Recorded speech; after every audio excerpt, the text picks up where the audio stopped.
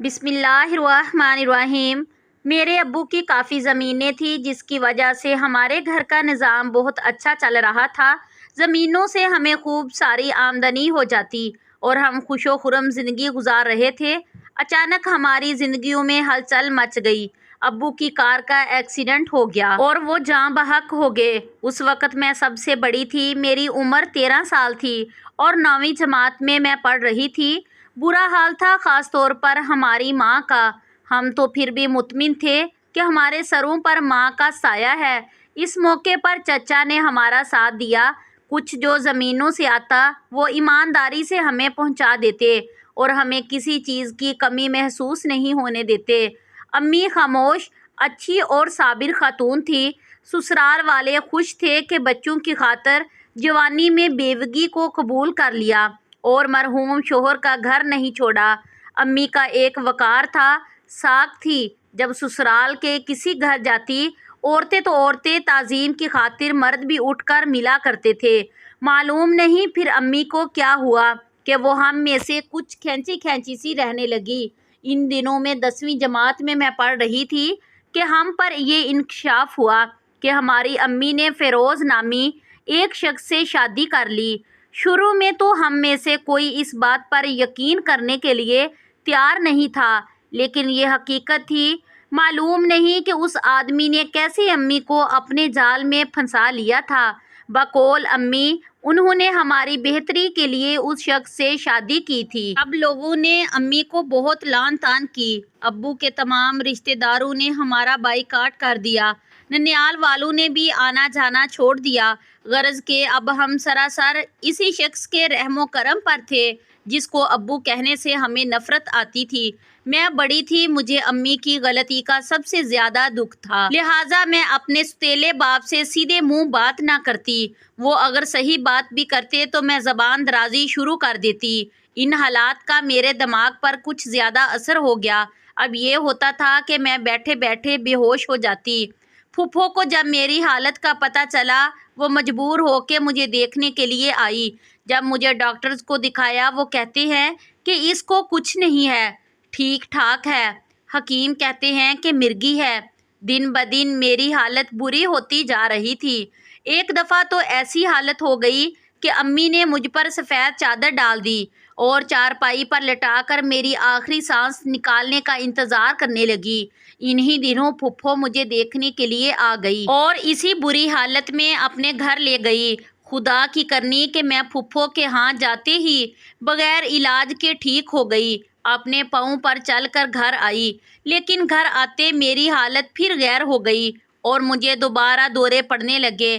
اس بات کی اطلاع جو میرے ماموں کو ہوئی تو وہ آ کر مجھے لے گئے۔ میرے بعد میرے بھائی کی باری تھی، کیونکہ آتے وقت میں اپنی چھوٹی بہن کو بھی ساتھ لے آئی تھی، لیکن بھائی کو میری اماں نے ساتھ نہیں آنے دیا، کیونکہ بھائی سے ماں بہت پیار کرتی تھی۔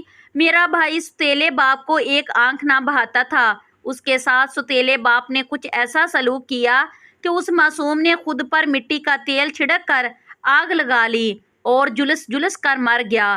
اب ماں کو احساس ہوا کہ اس نے دوسری شادی کر کے کتنی بڑی غلطی کی۔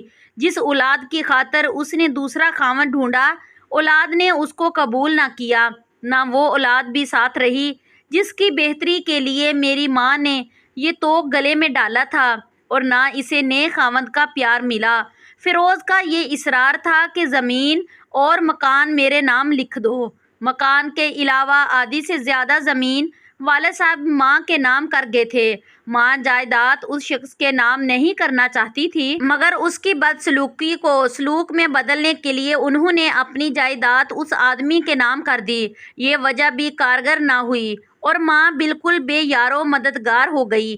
وہ چاہتی تھی کہ آدمی چاہے ساری جائیداد لے لے لیکن طلاق دے دے، مگر اس شخص نے یہ بھی منظور نہیں کیا۔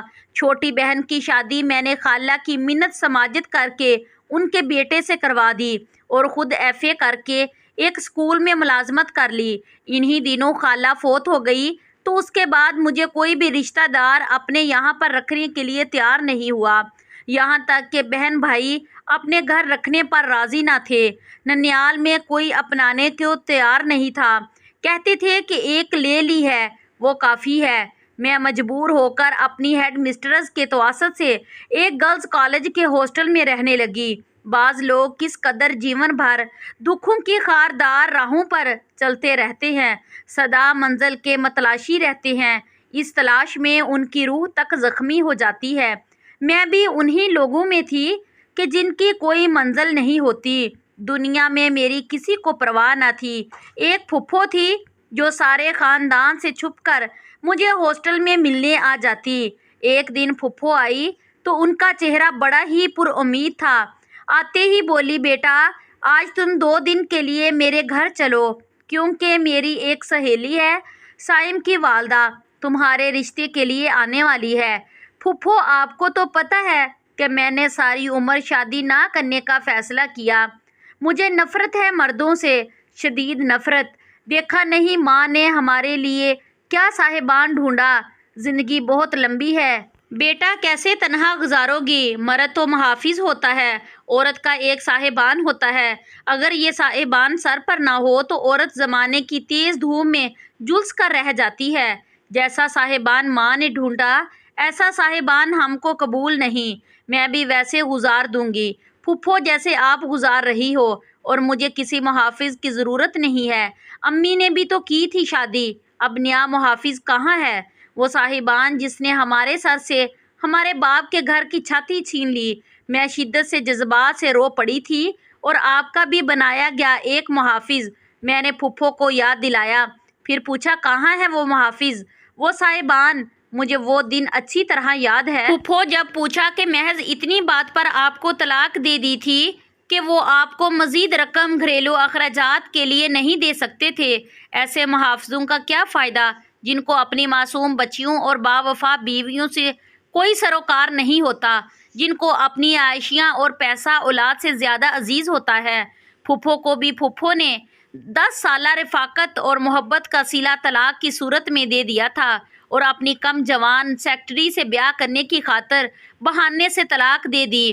انہوں نے طلاق دیتے وقت یہ بھی نہ سوچا کہ میری 2 معصوم بچیوں کا کون محافظ ہوگا، کون ان کے سر پر دستے شفقت رکھے گا، کون ان کی پرورش کرے گا۔ انہوں نے ان سب کو اپنی زندگی سے اس طرح نکال پھینکا تھا جیسے ان سے ان کا کوئی تعلق نہیں تھا۔ اس کے بعد میری پھپھو بھی دکھی ہو گئی تھی۔ ان سے کہنے لگی، عارفہ اگر کبھی ابا جان زندگی کے کسی موڑ پر مل جائیں تو میں ان سے یہ ضرور پوچھوں گی کہ ناراضگی اور اختلاف اگر تھا تو امی سے تھا، ہمارا کیا قصور تھا، کیا بگاڑا تھا ہم نے آپ کا جس کی آپ نے ہمیں یہ سزا دی کہ میرے سر سے صاحبان ہی چھین لیا۔ دراصل وہ مجھے یہ سمجھا رہی تھی کہ تم تو ستیلے باپ کے ستم ظرفی پر رو رہی ہو، ہمیں دیکھو ہم تو سگے باپ کی سنگ دلی کا نشانہ بن گئے ہیں۔ تبھی مجھے اور بھی زیادہ مرد حضرات سے نفرت محسوس ہوئی تھی۔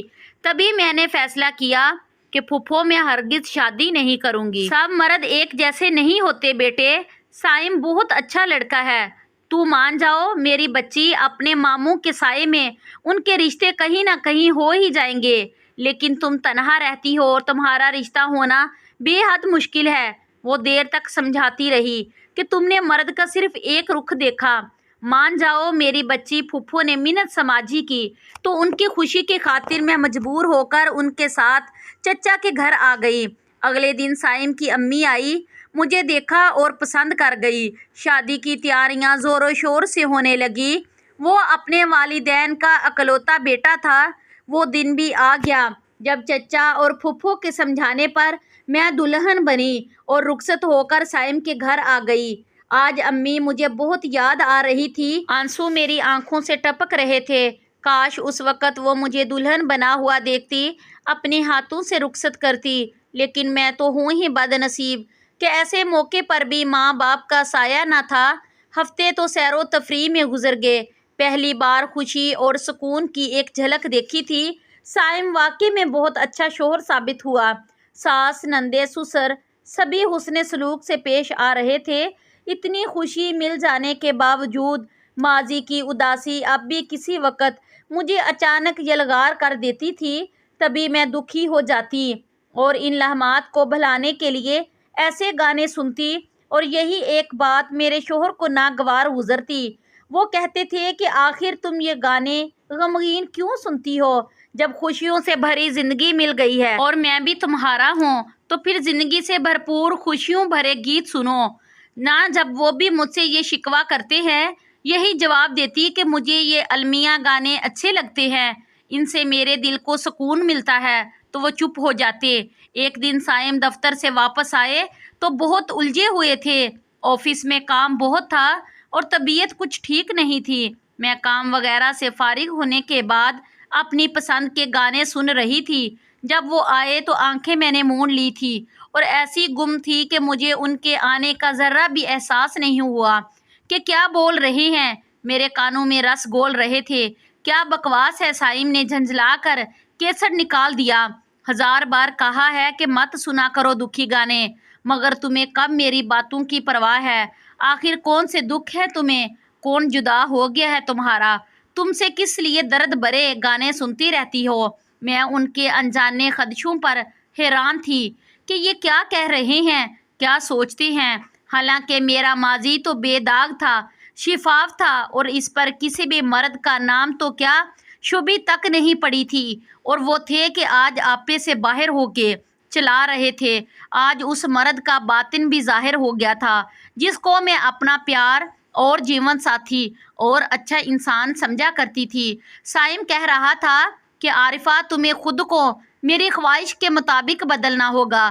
اگر ایسا نہیں کر سکتی تو چلی جاؤ میرے گھر سے۔ میں قطعاً یہ برداشت نہیں کر سکتا کہ تم میرے علاوہ کسی کے بارے میں سوچو، کسی بچھڑے ہوئے کی یاد لیے ہر وقت المیہ گانے سنتی رہو۔ وہ یہ کہہ کر چلا گیا اور میں سن بیٹھی رہ گئی کہ یہ اس کو ہو کیا گیا ہے۔ میرے تو وہم و گمان میں بھی نہیں تھا کہ میرا خاوند، میرا محافظ، میرا صاحبان مجھ پر اس قدر گھٹیا الزام لگا سکتا ہے۔ میرا خدا گواہ ہے، اپنے خاوند کو دل کی گہرائیوں سے میں نے چاہا تھا اور میں اس کی پوجا کرتی تھی۔ میرے دل میں صرف سائم کی تصویر تھی، کیونکہ وہی میرا سب کچھ تھا۔ اپنے حقیقی والد کے بعد میں نے سائم کا ہی پیار دیکھا، اس پر اعتبار کیا تھا۔ میرا وہم تھا، جو مجھے مرد ذات سے نفرت تھی، وہ سائم سے شادی کے بعد ختم ہو چکی تھی۔ یہ تو میرا مزاج بن چکا تھا۔ میں یہ بھول ہی گئی تھی کہ شاید سائم بھی ایک مرد ہے کہ وہ عورت پر جب چاہے جیسا چاہے الزام لگا دے، کوئی اسے پوچھنے والا نہیں۔ کاش سائم تم نہ یہ کرتے یہ سب کچھ، میں تو پہلے ہی دردوں کی جلی ہوئی تھی۔ تم نے تو یہ تک نہ پوچھا کہ عارفہ، آخر تمہیں دکھ کیا ہے جو تم یہ گانے سنتی ہو؟ میرا تو ایسا مزاج بن گیا تھا، والد صاحب کی کار کے حادثے میں فوت ہو جانے کے بعد سے حالات کی تلخی کے سبب سنتی تھی میں یہ گانے۔ کسی بچھڑے ہوئے محبوب کے عشق میں نہیں سنتی تھی میں یہ گانے، مگر ہاں، اپنے افسردہ دل کو بہلانے کے لیے یہ غمگین گیت میں سنا کرتی تھی۔ مگر مجھ سے پوچھنے کی ضرورت بھی کیا تھی؟ میرے دکھوں سے آخر تمہارا کیا واسطہ؟ اور پھر کس قدر آسانی سے تم نے کہہ دیا کہ چلی جاؤ۔ ہاں، میرا جانا ہی بہتر ہے۔ میں نے کہا تھا تمہیں مجھ پر اعتماد نہیں رہا، اسی لیے میں تمہارے گھر سے جا رہی ہوں، اور تم نے پھر بھی مجھے روکا اور نہ بیک رکھوایا۔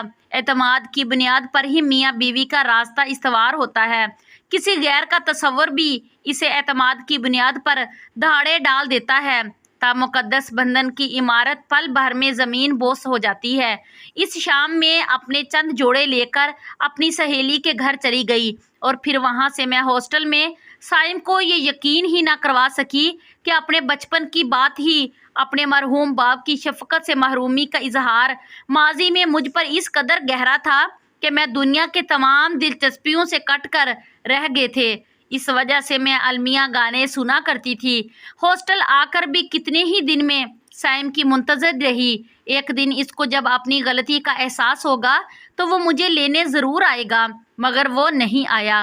کچھ عرصہ خاموش رہی، پھر طلاق آ گئی، اور میں اپنے تصورات دل میں دفن کر کے ہمیشہ کے لیے ہاسٹل کی ہو گئی۔ شکریہ۔ اس طرح کی مزید اچھی ویڈیوز دیکھنے کے لیے میرے چینل کو سبسکرائب کریں، ویڈیوز کو لائک کریں اور شیئر کریں، تاکہ میں اپنی ہر اچھی آنے والی ویڈیوز آپ لوگوں تک شیئر کر سکوں۔ تب تک کے لیے مجھے اجازت دیجیے۔ خدا حافظ۔